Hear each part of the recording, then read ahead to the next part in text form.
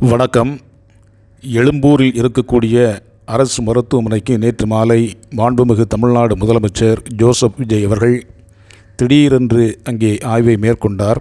அது எதற்கென்றால், சமூக வலைத்தளங்களில் அந்த மருத்துவமனையில் இருக்கிற ஊழியர்கள் லஞ்சம் பெறுவதாகவும் நோயாளிகளுக்கு தகுந்த சிகிச்சைகளை அவர்கள் வழங்க மறுப்பதாகவும் சமூக வலைத்தளங்களிலே வந்த செய்தியை மாண்புமிகு தமிழ்நாடு முதலமைச்சர் அவர்கள் பார்த்திருக்கிறார்.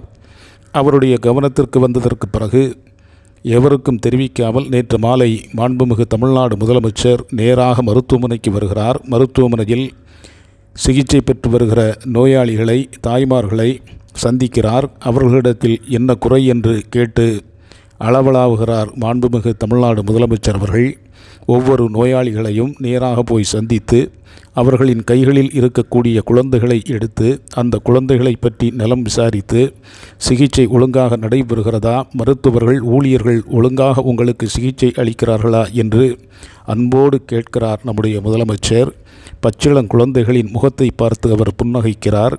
அவரின் நடவடிக்கைகளை, அந்த குழந்தைகள் மீது அவர் அன்பாக கொஞ்சுகிற அந்த காட்சிகளை பார்க்கிற பொழுது அங்கே சிகிச்சை பெற்று வந்த தாய்மார்களெல்லாம் நெகிழ்ச்சியிலே உறைந்து போகிறார்கள். நம் வீட்டு பிள்ளை, நம் வீட்டு செல்வம், நம்மில் ஒருவராக இருக்கிறார் நம்முடைய முதலமைச்சர் என்பதை நேற்று மருத்துவமனையில் நம்முடைய முதல்வர் அவர்கள் குழந்தைகள் மீது காட்டிய அந்த பரிவையும் அன்பையும் வைத்து மக்கள் புரிந்து கொண்டார்கள். பச்சிளங்குழந்தையை கையிலே தூக்கி உச்சி முகர்ந்து அந்த குழந்தையை ஆறத் தழுவி அரவணைத்து அந்த குழந்தையின் பெற்றோரிடத்தில் நலம் விசாரிக்கிறார். குழந்தைகள் மீது கொள்ளை பிரியும் போல் நம்முடைய முதல்வருக்கு என்று மக்களே நெகிழ்ந்து போகிற அளவுக்கு அவருடைய பாசமும் பரிவும் நேற்றைக்கு எழும்பூர் மருத்துவமனையிலே நிகழ்ந்தது. அனைவரையும் சந்தித்தார். எல்லா குழந்தைகளையும் அன்போடு அவர் பேணினார். ஒவ்வொருவரையும் பார்த்து அவர் உரையாடுகிற அந்த கண்கொள்ளா காட்சியை பார்த்து மருத்துவமனையிலே திரண்டிருந்த அனைவரும் நேற்று வியந்து போனார்கள். ஒரு குழந்தைகளை பார்ப்பதற்கு வந்திருக்கிறது. குழந்தை உள்ளம் கொண்டவர் கோட்டையில் முதலமைச்சராக இன்றைக்கு உட்கார்ந்திருக்கிறார். ஒரு குறை நமக்கு ஏற்படுகிறதென்றால் அதை சோசியல் மீடியாவிலே பார்த்து அடுத்த நிமிடத்தில் ஓடோடி வந்து நலம் விசாரிக்கிற, அந்த குறைகளை நிறைவு செய்து தருகிற ஒரு முதலமைச்சரை தமிழ்நாடு இப்போதுதான் பார்க்கிறது என்று தமிழ்நாட்டு மக்கள் மாண்புமிகு தமிழ்நாட்டின் முதலமைச்சர் ஜோசப் விஜய் அவர்களை இன்றைக்கு மனதார பாராட்டுகிற ஒரு நல்ல செய்தி நம்முடைய நாட்டிலே நடந்து கொண்டிருக்கிறது.